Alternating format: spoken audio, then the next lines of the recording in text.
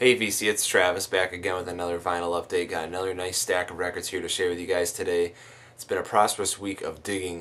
Most of the stuff is from the antique mall that I call my honey hole. I've been digging out there quite a bit and finding a bunch of cool stuff to bring home. I have one online purchase, but the rest of the stuff is from the honey hole. So let's get right into it. I'll share with you guys what I found. First one here, this is the online purchase. This is Galaxie 500.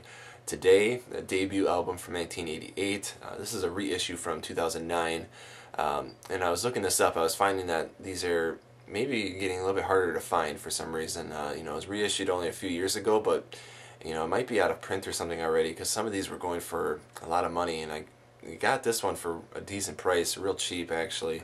I'm really glad I did, because this is an excellent album. I think if you're into late 80s, early 90s alternative, maybe a little bit of dream pop, a little bit of shoegaze, a lot of reverb. If you're a fan of the Velvet Underground, I think you'd definitely dig this. I definitely do. I think it's excellent. I think it's definitely worth checking out. So give that a listen if you're unfamiliar with them. So I think you might like it. And like I said, the rest of this stuff is from the honey hole. Kind of felt like picking up some like 60s classic stuff. So I picked up the Searchers' Greatest Hits. This is a reissue from 1985 on Rhino Records. Just contains, all their greatest hits here. So nice compilation there. Also the Buckingham's Greatest Hits. Some of these I don't pick up a ton of compilations or greatest hits albums, but some of them are just they're so cheap, and just for a couple songs to have, it's nice to have. Started to beef up my Monkees collection here. I just found all these out there, and they're all like in just excellent condition. It wouldn't surprise me if they were all from the same collection at one point, because someone definitely took care of these albums. They were really nice. This is more of the Monkees, and got Headquarters here. It's just some Monkees albums to fill in my collection here. The Birds, the Bees, the Monkees. So I was pretty happy with those pickups, and for a decent price as well. Like I said, just excellent condition. Usually you see them, they're definitely well loved. People love their Monkees, so I was happy to find those. Moving on, this one was a blind buy until I read more about it. This is Harvey Mandel, Baby Batter. Harvey Mandel is a guitarist. He played in Canned Heat. I think he played with John Mayall. This was a killer album, though. Nice blues guitar, some jazz sounds in it as well. All instrumental, a lot of nice grooves on here. This was really enjoyable. Highly enjoyed this one. So I was super happy to pick that up. Like I said, blind buy, just excellent stuff. So very, very good.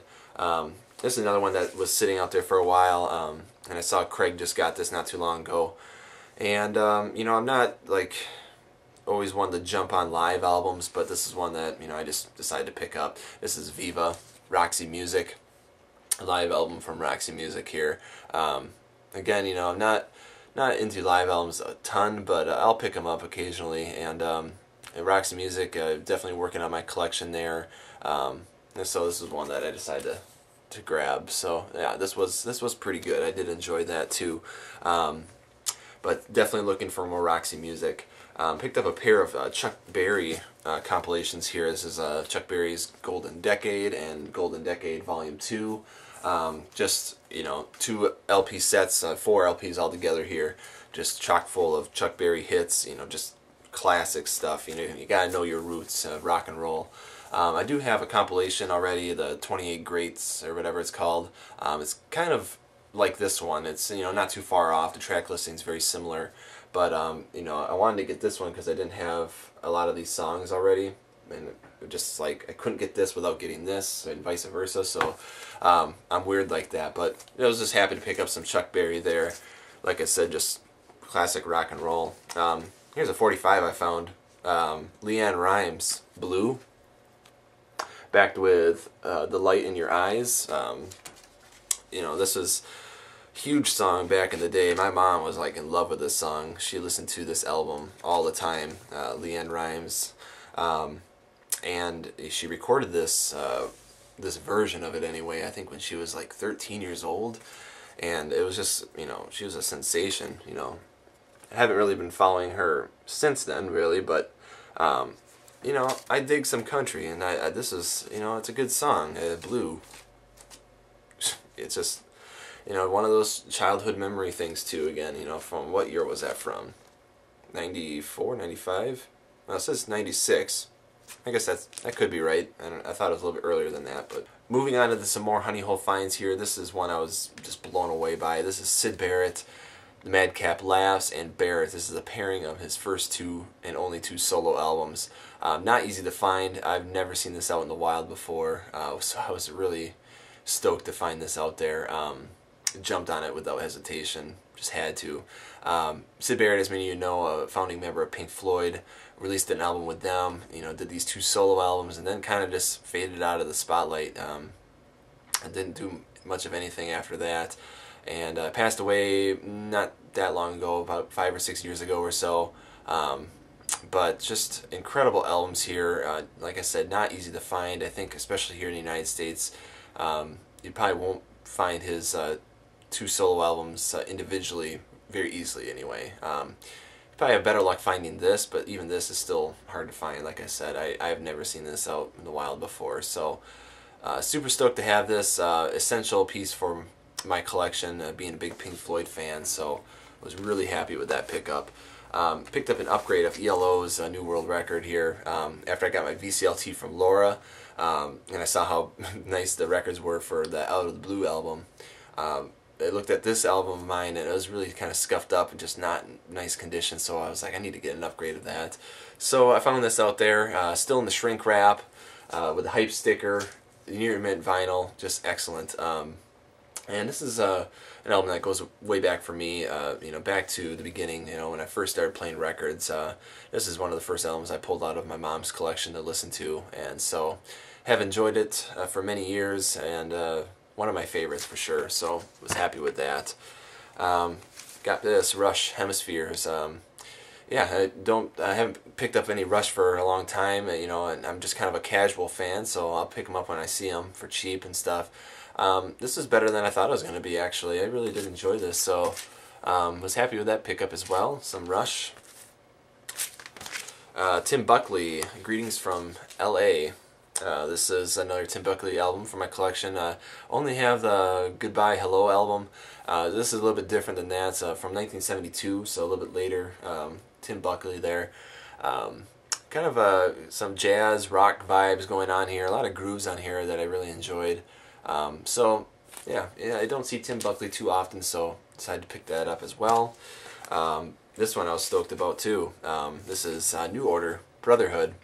Don't see a ton of kind of like 80s albums out at the Honey Hole.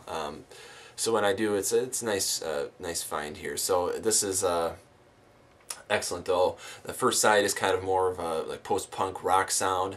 Second side is kind of more of a dance electronic sound, which I kind of like that. You know, having two different sounds on the record there, kind of really just really good. I just really enjoyed this one. So another one for my New Order collection, which I'm still working on, but this was a nice pickup. This one too, Tooted Nugent and the Amboy Dukes. This is a compilation, kind of just various songs on here from different albums, I think. I'm still trying to figure this out, but this is from 1976 on Mainstream Records. Vinyl itself is actually pretty nice. Sleeve has seen better days. Pretty much split all the way across on the top, which isn't a huge deal to me on an album like this, but yeah, I mean, I don't see Amboy Dukes very often, so pick that up.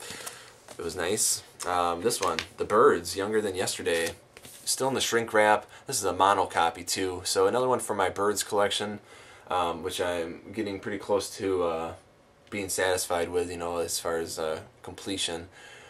Just still working on some of the early ones, I think. So really nice album though.